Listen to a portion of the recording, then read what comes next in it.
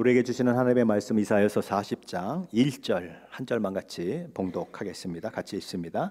너희의 하나님이 이르시되 너희는 위로하라 내 백성을 위로하라. 아멘.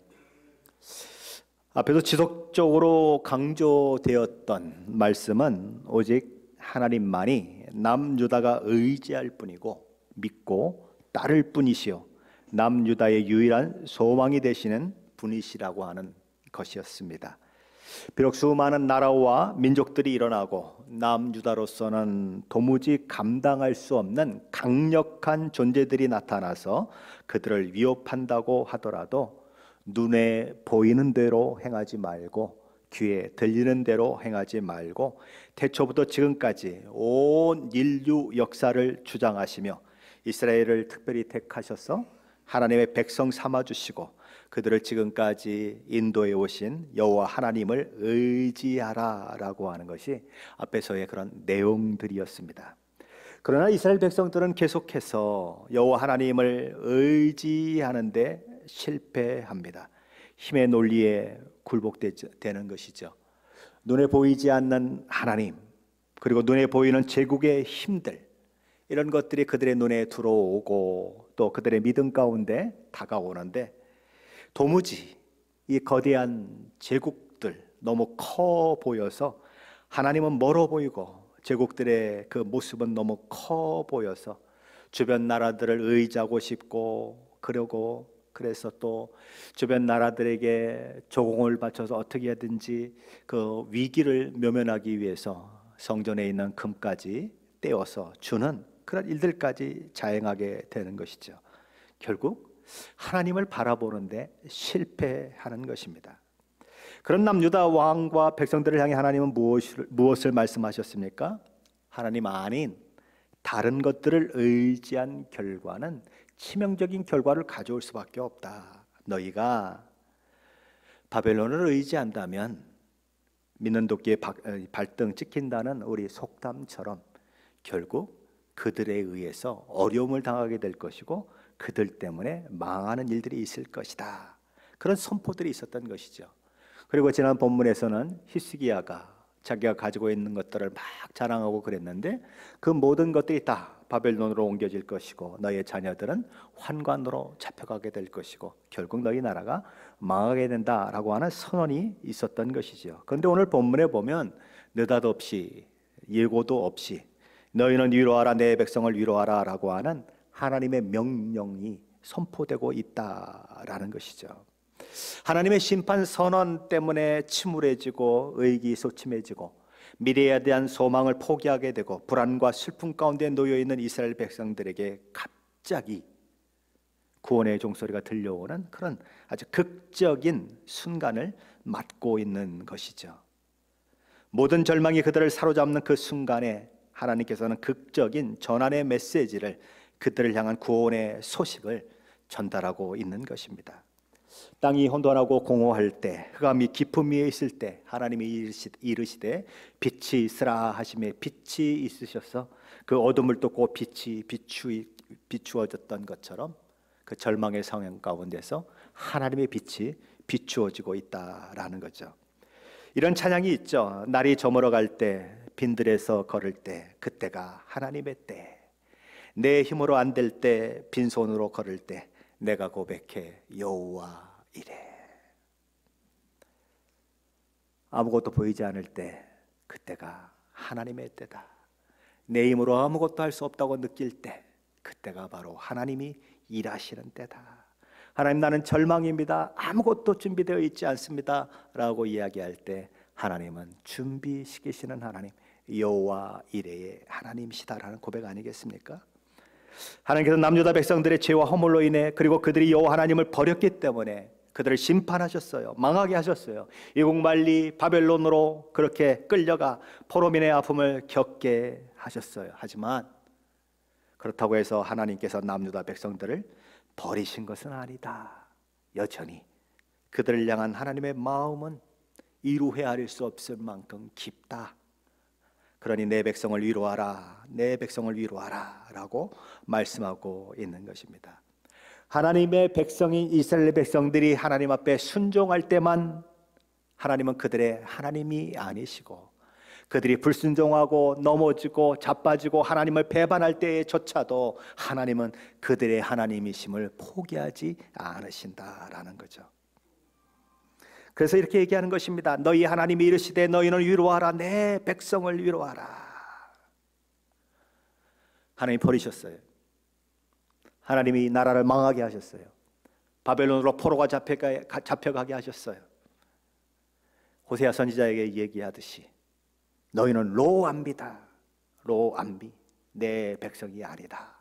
라고까지 말씀하셨어요. 근데 여기 뭐라고 얘기합니까? 너희 하나님이 이르시되 너희는 위로하라. 내 백성을 위로하라. 여전히 나는 너희 하나님이고 너희는 내 백성이다라고 선포하고 계신 것이죠. 이사야서 앞부분에서 우리 주님, 우리 하나님은 이스라엘 백성들을 향하여 이 백성이라고 얘기했어요.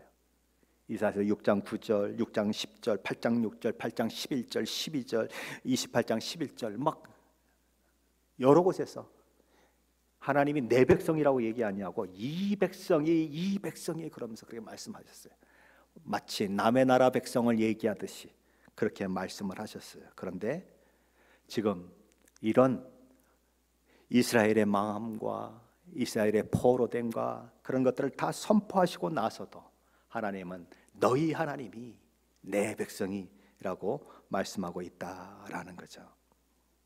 나는 여전히 너희 하나님이다. 그리고 너희는 여전히 내 백성이다. 그러니 하나님으로부터 메시지가 전달되는 것이죠. 뭐라고 전달됩니까? 너희는 위로하라. 내 백성을 위로하라 라고 전달되는 것이죠. 그렇다면 남유다 백성을 위로하며 외쳐야 할 내용은 무엇일까요? 세 가지가 오늘 본문 1절부터 10절까지에서 언급되고 있습니다. 11절까지 언급되고 있습니다. 첫 번째 외쳐야 할 내용은 남유다의 죄로 인하여 수반되었던 포로의 삶이 끝난다는 외침입니다. 오늘 본문 2절인데 한번 같이 읽어볼까요? 2절입니다. 너희는 예루살렘의 마음에 닿도록 말하며 그것에게 외치라. 그 노역의 때가 끝났고 그 죄악의 사함을 받았느니라. 그의 모든 죄로 말미암아 여호와의 손에서 벌을 배나 받았느니라 할지니라 하시니라. 하나님께서는 예루살렘으로 예표되는 남유다 백성들에게 외치고 또 외치되 무조건 고함을 지르거나 듣든지 아니 듣든지 난 전했으면 그만이야 생각하고 외치거나 하지 말고 그들의 마음에 와 닿도록 말하라 라고 말씀합니다. 그들이 마음으로 받아들일 수 있도록 절망과 좌절만으로 자신들의 삶을 가득 채우고 자신들은 도저히 이런 상황 가운데서 벗어날 수 없다고 체념하고 있는 그들에게 메마른 땅에 담비가 내려 촉촉히 적셔들듯이 그들의 마음을 복돋아주고 격려함으로 그들의 마음의 기쁨을, 그들의 마음의 위로를, 원기를 회복시킬 수 있도록 그렇게 마음에 닿도록 메시지를 전하라 라고 이야기하는 것입니다. 그렇다면 마음에 닿도록 전해야 할 메시지는 어떤 것이었을까요? 그들은 첫째는 그들의 노역이 끝났다라고 외쳐야 한다는 것입니다. 여기 노역이라고 하는 말은 형을 받아서 죄수로 복역하거나 군대 징집을 받아서 군인으로 복역할 때 사용되는 단어입니다. 복역이 끝나면 어떻게 되죠? 죄인도 자기 집으로 돌아옵니다. 군인도 자기 집으로 돌아옵니다. 그것처럼 이스라엘 백성들의 노역이 끝났기 때문에 바벨론으로부터 포로됨으로부터 이제 벗어나서 고향으로 돌아오는 일들이 가능하게 될 것이다 라고 선언하는 것이죠. 둘째는 그들의 죄악이 사함을 받았다고 외치라고 이야기하고 있습니다. 그들의 죄악으로 인해 하나님께서 내리신 형벌의 기간이 끝이 났다라고 외치라는 것이죠. 여기 사함을 받았다고 하는 것은 속량됐다는 것입니다. 값을 지불하고 그렇게 자유를 얻게 했다라는 거죠. 죄로부터, 죄의 결박으로부터 자유롭게 했다라고 하는 선언인 것이죠. 셋째로 하나님께서는 그들이 하나님의 손에서 벌을 배나 받았다고 외치라고 하십니다. 하나님이 주시는 형벌을 2배나 받았다라고 외치라는 말이에요. 그럼 무슨 말일까요? 하나님께서 그들을 벌하시려고 하는 것은 일이었는데 그들이 받은 형벌은 2이나 됐으니까 어이구 너무 많이 받았다 그러니까 이제 그만 받아도 된다 그런 얘기일까요? 그런 게 아니에요. 하나님의 마음이 그렇다는 것입니다. 여러분 자녀를 때릴 때 정말 어쩔 수 없이 매를 들었을 때 이 녀석 내가 오늘 그냥 죽을 정도로 한번 패야지 그랬는데 애가 막 맞으면서 울고 아파하고 그러면은 마음이 속상해서 다 못 때리잖아요. 그죠? 아니에요? 아니면 의붓엄만데 정말 그렇잖아요. 하나님 마음도 그런 거예요. 하나님이 치셨는데 거기서 고통받는 당신의 자녀들의 모습을 보면서 됐다 됐다 됐다, 야, 2배나 형벌을 받은 것 같이 내가 다 느낀다, 내 마음이 그렇게 안타깝다, 그 얘기를 하는 거예요. 그것이 하나님의 마음이라는 것입니다. 이렇게 3가지로 표현된 것들이 가리키는 의미는 다 하나예요. 그들이 바벨론 포로로부터 돌아오게 될 것이다 라는 거죠. 예레미야 선지자는 예레미야 25장 11절과 29장 10절에서 남유다 백성들이 70년이 차면 바벨론 포로로부터 돌아올 것이다 예언한 바 있습니다. 그 일이 문자적으로 이루어지게 된다라는 것이죠. 근데 누가 돌아오게 하시는가? 하나님이 돌아오게 하신다.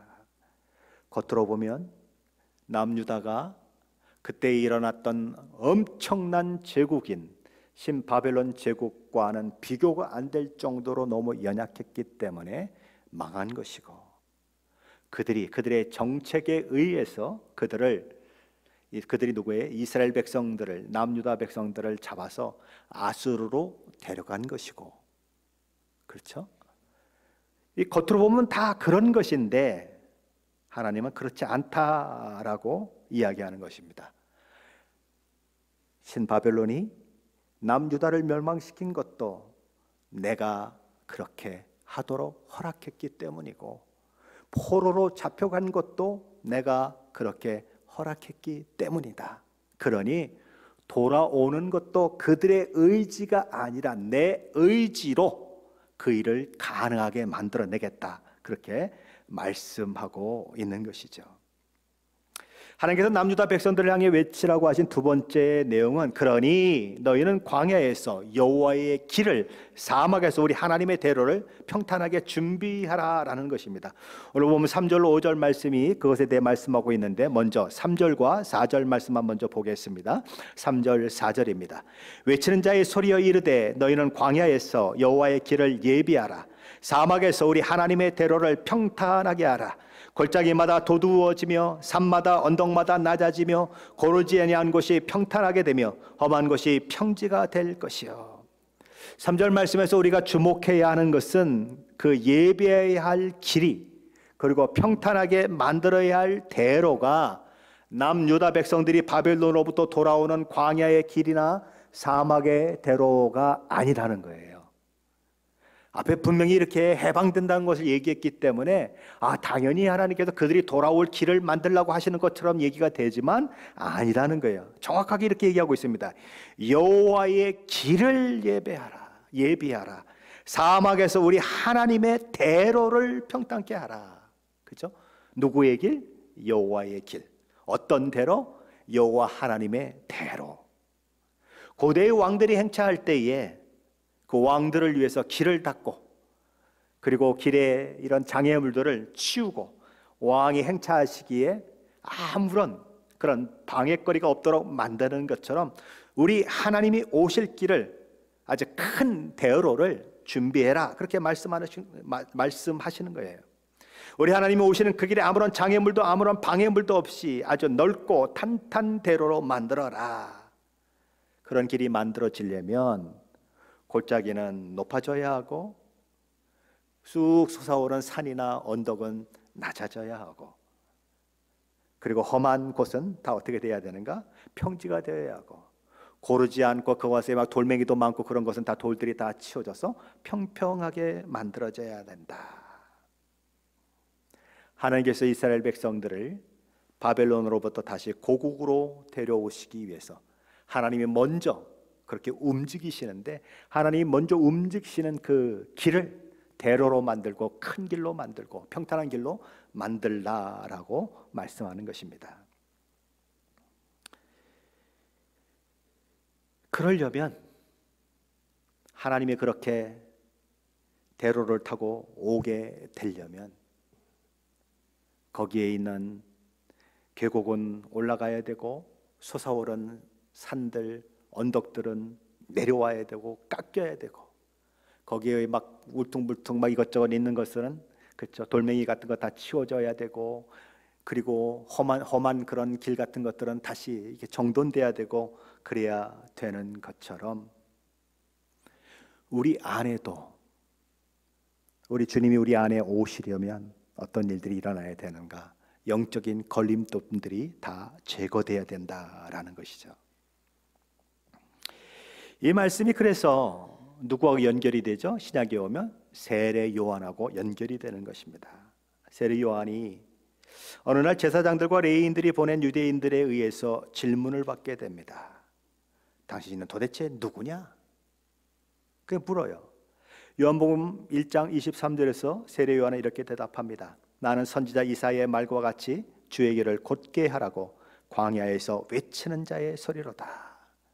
마태는 마태복음 3장에서 세례 요한이 유대 광야에서 전파하기를 회개하라 천국이 가까이 왔느니라 라고 전파했다는 사실을 기록하면서 그와 같은 세례 요한의 사역은 바로 오늘 본문 이사야서 40장 3절에 기록된 말씀에 따른 것이다 라고 이야기하며 이렇게 적었습니다.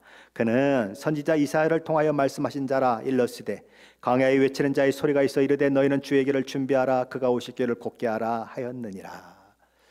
마가는 세례 요한의 사역이 선지자 이사야의 말씀을 성취하게 만든 사역이라고 소개하면서 그렇다면 주의 길을 준비하고 그의 오실 길을 곧게 하는 일을 위해 세례 요한이 한 일이 무엇인지에 대해서 이렇게 기록하고 있습니다. 마가복음 1장 4절 말씀이죠. 세례 요한이 광야에서 이르러 죄 사함을 받게 하는 회개의 세례를 전파하니. 자, 이런 말씀들 잘 정확한다면 우리의 마음의 영적인 걸림돌을 제거하는 것들이 다 무엇이라는 것입니까? 회개하고 돌이키는 것이다. 죄로부터 하나님께 불순종하는 것으로부터 돌이키는 것이고 회개하는 것이다 라는 거죠.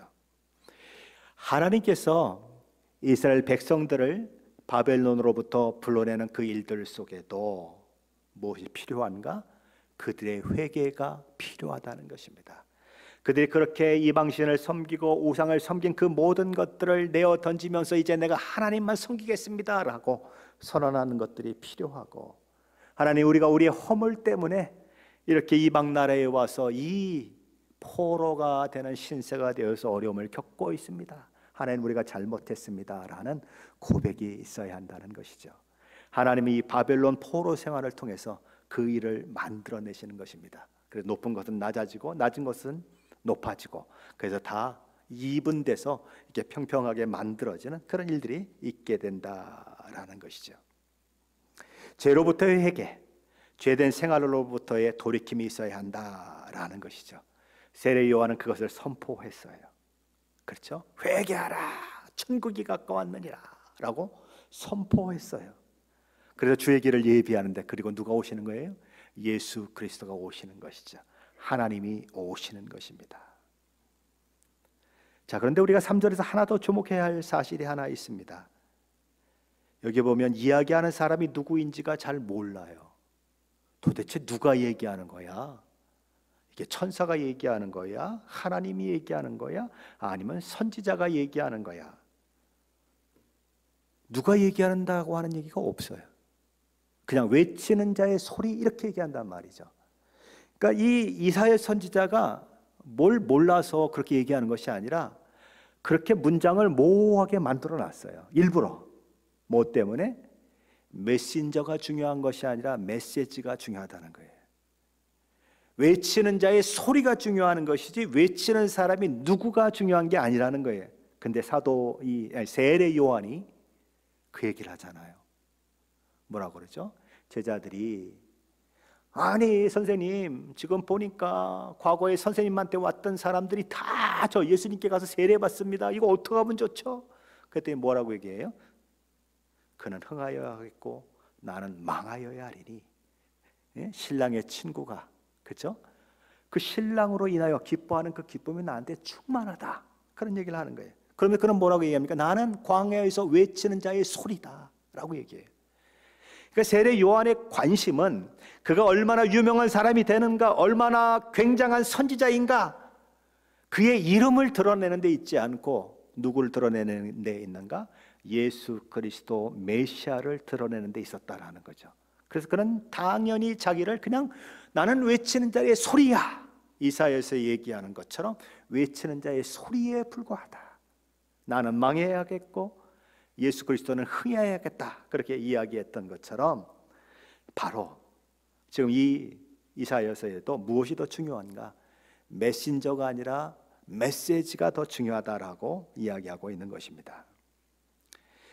그렇다면 여호와의 길이 예비되고 여호와의 대로가 예비되고 여호와께서 오시면 어떤 일이 일어날까요? 신약에 와서 생각한다면 성자 하나님이 성육신하셔서 이 땅 가운데 오시면 어떤 일이 일어날까요? 5절은 그것에 대해서 얘기하고 있습니다. 5절입니다. 같이 읽어보죠. 여호와의 영광이 나타나고 모든 육체가 그것을 함께 보리라. 이는 여호와의 입이 말씀하셨느니라. 여호와의 길이 예비되고 그러면 여호와의 영광이 나타날 것이다. 그렇게 되면 여호와의 영광을 모든 육체가 보게 될 것이다. 육체를 가진 인간은 하나님을 볼 수 없어요. 하나님을 보면 죽어요. 그래서 어떻게 하나님의 영광을 모든 육체가 다 보게 될까요? 예수님을 통해서 그것이 이루어지는 거죠. 왜요? 성자 하나님이신 예수님이 성육신하셔서 인간의 모양으로 오셨기 때문에 나를 본 자는 하나님을 보았다라고 예수님이 말씀하셨는데 그 하나님을 봤는데 안 죽는 거죠. 바로 그 얘기를 하고 있는 것입니다. 모든 육체가 여호와의 영광을 보게 될 것이다. 물이 바다를 덮음같이 모든 세상 사람들이 여호와의 영광을 보게 될 것이다. 그렇게 얘기를 하는 것입니다.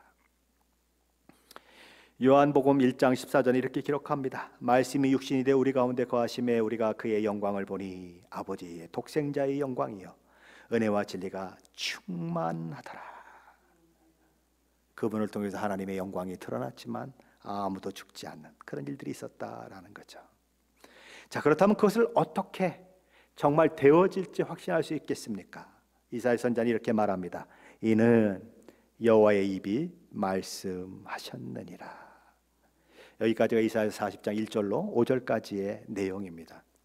자, 그렇다면 이사야서 40장 6절로 끝절까지의 말씀은 무슨 내용을 담고 있을까요?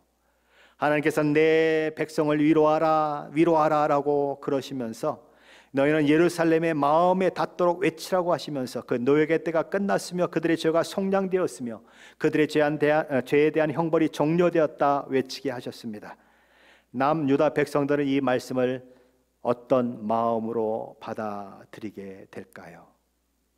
그들이 바벨론의 포로로부터 돌아오게 된다는 그 말씀을 들었을 때에 어떻게 받아들이게 될까요?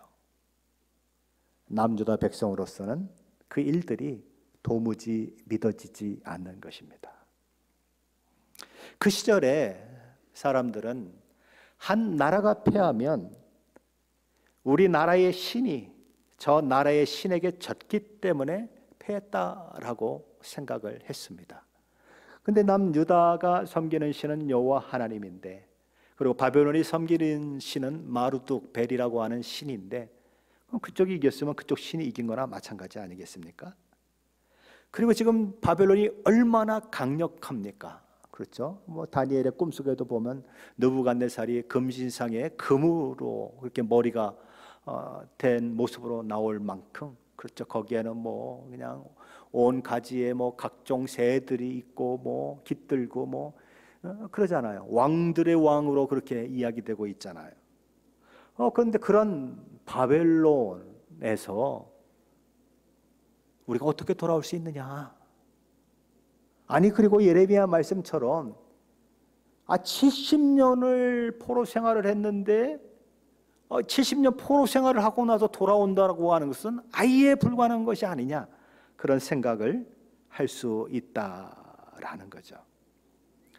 그래서 위로의 말씀이 선포되고 소망의 메시지가 선포돼도 못 믿겠다라고 하는 마음이 들 수 있다라는 거죠. 오늘날로 말하면 목사가 앞에서 하나님의 말씀을 선포하고 뭐 지난주에도 우리가 하나님은 기도를 들으시는 하나님입니다라고 선포했지만 실제 삶에 딱 돌아가면 에이, 하나님이 정말 들어주실까?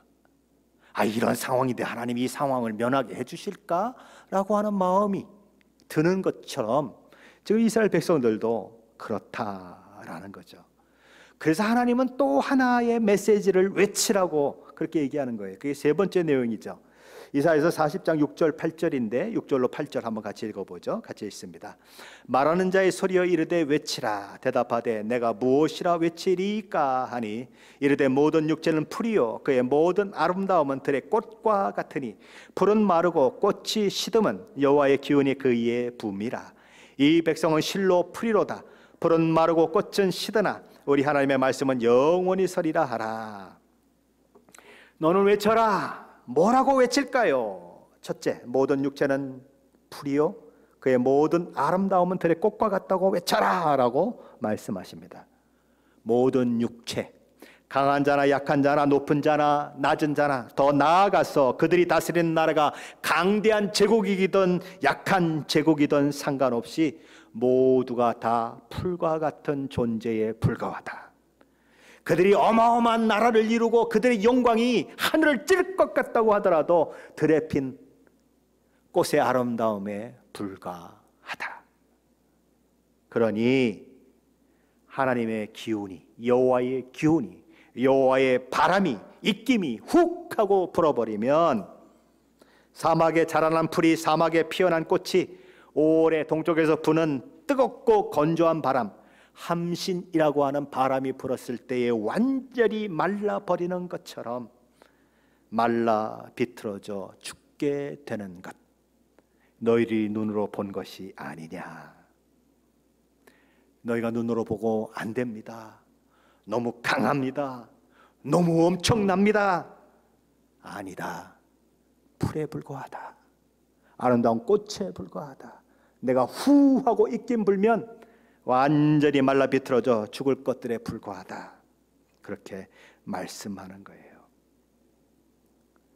이사야서 40장 15절에는 뭐라고 선언합니까? 보라, 그에게는 열방이 통에 한 방울 물 같고 저울에 작은 티끌 같으며 섬들은 떠오르는 먼지 같으리니. 하나님 앞에서 세상 모든 나라가 통 안에 든 전체 물이 아니고 한 방울 톡 들어간 물방울과 똑같다. 저울에 달면 뭐가 달려가지고 저울 줄을 달아야 되는 게 아니라 저울요 이 접시에 먼지 하나 묻은 것과 똑같아서 아무것도 달 것도 없다. 너희들은 뭐 저기 섬이 있고 그래서 뭐 배를 타고 섬을 구경하러 가고 그런지 모르지만 하나님 보시기에 섬은 먼지 덩어리 티끌 하나에 불과하다. 그러니 어떻게 하나님께서 70년 동안이나 바벨론에 포로된 우리를 돌이키시고 다시 고향으로 돌아와 살게 하실 수 있습니까? 어떻게 하나님께서 우리를 이 깊은 수렁에서 건지실 수 있습니까? 하나님이시라고 해서 나를 이 절망과 한숨으로부터 건져주실 수 있으시겠습니까? 묻지 말라는 거예요. 야, 무슨 말을 그렇게 지금 하고 있냐? 내가 훅 불면 그 모든 것도 다 말라 비틀어져 사질 것에 불과하다는 것 너 모르냐? 이 믿음 없는 것들아, 이렇게 얘기를 하는 거예요. 너같이 연약한 육체가 볼 때에는, 너같이 나 여호와 하나님을 바라보는데 실패한 인간이 볼 때에는 그 문제가 너무 큰 것 같고 그 문제가 영원히 해결되지 않을 것 같고 그 문제가 여호와 하나님보다 큰 것처럼 느껴질지 모르지만 창조주 하나님 앞에, 전능하신 하나님 앞에 도대체 큰 문제가 뭐냐? 하나님이 하시지 못할 일이 뭐냐? 하나님을 대적할 대적자가 세상에 있냐? 라고 물으시는 거예요. 그러니 믿음이 없어서 하나님을 기쁘시게 하지 못하거나 믿음이 없어서 세상에 주눅들어 살지 말고 하나님의 주신 말씀을 붙들고 오늘을 살아내라, 미래를 살아내라 말씀하는 거예요. 왜요? 8절에 있는 것처럼 세상 부귀, 영화, 영광, 권세, 힘 모든 것들은 다 풀처럼 말라버리고 꽃처럼 시들어버릴 것이지만 하나님의 말씀은 영원히 설 것이기 때문이다. 하나님께서 선포하신 말씀은 다 이루어지기 때문이다. 그렇게 얘기하는 거예요. 그러니 하나님이 선포하신 이 아름다운 소식을 너희는 어떻게 해야 하느냐? 너희는 그것을 시온에 전해야 하는데 너희는 높은 산에 올라가서 이 아름다운 소식을 있는 힘을 다해서 세상을 두려워하지 말고 누구도 무서워하지 말고 외쳐라. 뭐라고 외칩니까? 하나님은 내게 이런 것을 말씀하셨습니다. 하나님 우리에게 이런 소망을 주셨습니다. 하나님의 말씀은 반드시 이루어지기 때문에 나는 하나님의 말씀대로 이루어지는 줄 믿습니다. 야, 하나님이 있긴 어디 있어? 야, 그런 거짓말을 나보고 믿으라고 세상 사람들은 손가락을 할지 모르지만 우리 믿음의 사람들은 높은 곳에 올라가서 큰 소리로 하나님의 일하심을 외쳐야 한다라는 거죠.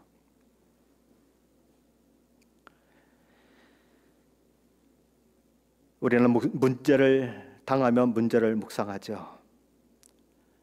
어려움을 만나면 매일 어려움을 곱씹으며 생각하고 또 생각합니다. 그런데 하나님 뭐라고 말씀하십니까? 그러지 말고 전능하신 하나님을 바라보라 라고 얘기합니다. 9절은 이렇게 얘기합니다. 아름다운 소식을 시온에 전하는 자여 너는 높은 곳에 높은 산에 오르라. 아름다운 소식을 예루살렘에 전하는 자여 너는 힘써 소리를 높이라. 두려워하지 말고 소리를 높여 유다의 성읍들에게 이르기를 너희의 하나님을 보라 하라. 뭘 보라고요? 너희의 하나님을 보라. 그 하나님이 어떤 분인지를 보라. 하나님은 말씀하시는 대로 이루시는 분. 너희가 생각하는 그 정도의 수준의 내가 아니란다.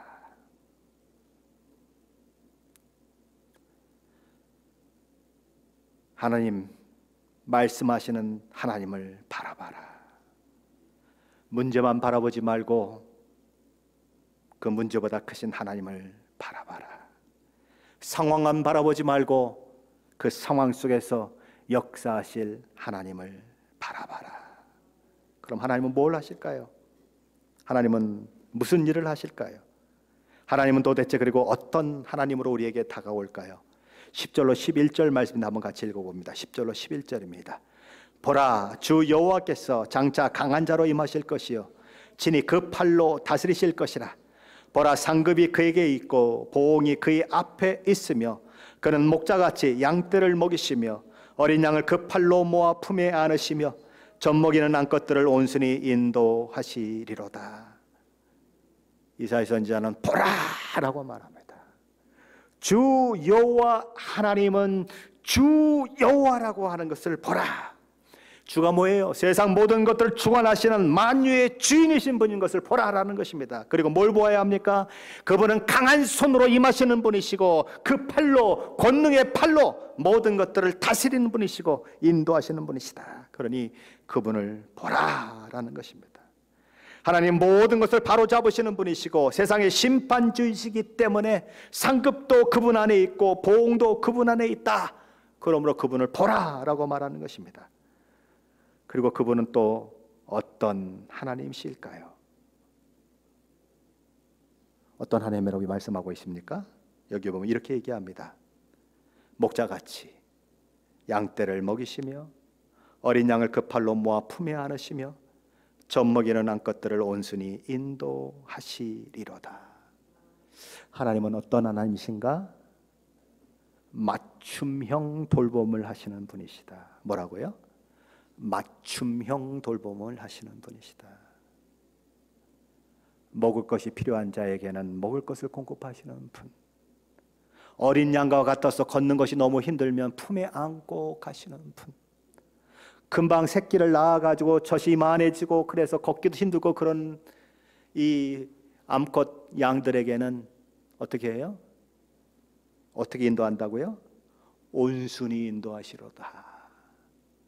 조심스럽게 주의해서 걔네들의 발걸음에 맞춰서 급히 가지 아니하시고 괜찮아 괜찮아 천천히 가도 괜찮아 너 지금 새끼 난 지 얼마나 됐다고 빨리 가려고 그래? 천천히 가. 괜찮아. 내가 천천히 가줄게. 같이 걷자. 누가요? 우리 하나님이. 우리가 걷거나 말거나, 우리가 약하거나 강하거나, 무슨 일이 있거나 말거나 무조건 따라와, 그런 하나님이 아니고, 나와 발걸음을 맞추고, 내가 너무 힘들면 안고 가시고, 배고파하면 먹이시는 하나님이시다. 그 얘기를 하는 거예요. 우리가 믿는 하나님이 바로 그런 하나님이다. 온 우주의 하나님이시고, 심판을 행하시는 분이시고, 보응하는 분이시고, 그뿐만 아니라 각 사람의 형편과 처지를 따라 맞춤형 돌봄으로 그렇게 우리를 바라보시는 복되신 하나님이시다. 그렇게 얘기하는 거예요. 그러니 모든 상황과 처지 속에서 그 하나님을 바라보자. 너희가 생각하는 것보다 하나님은 더 크신 분이란다. 너희가 생각하는 문제보다 하나님은 더 크신 분이란다. 너희가 생각하는 것보다 하나님은 너희를 더 사랑하는 분이시고, 너희가 생각하는 것보다 하나님은 더 세세하고 자애롭고 자비롭고 은혜로운 분이시다. 그 얘기를 하는 것입니다. 그러니 그 하나님을 매일매일 경험하면서, 그 하나님을 매일매일 삶 속에서 느끼고 배워가면서, 나와 동행하신 하나님이 어떤 하나님이신지, 나를 어떻게 이끌어 오시고 나의 삶을 어떻게 하나님이 만들어 가셨는지를 확인하고, 높은 곳에 가서 한번 두려워하지 말고 한번 외쳐봐라. 하나님이 내게 이런 하나님이시다. 하나님은 내게 이런 말씀을 하시는 분이시다. 내게는 하나님이 이런 하나님으로 다가오시다.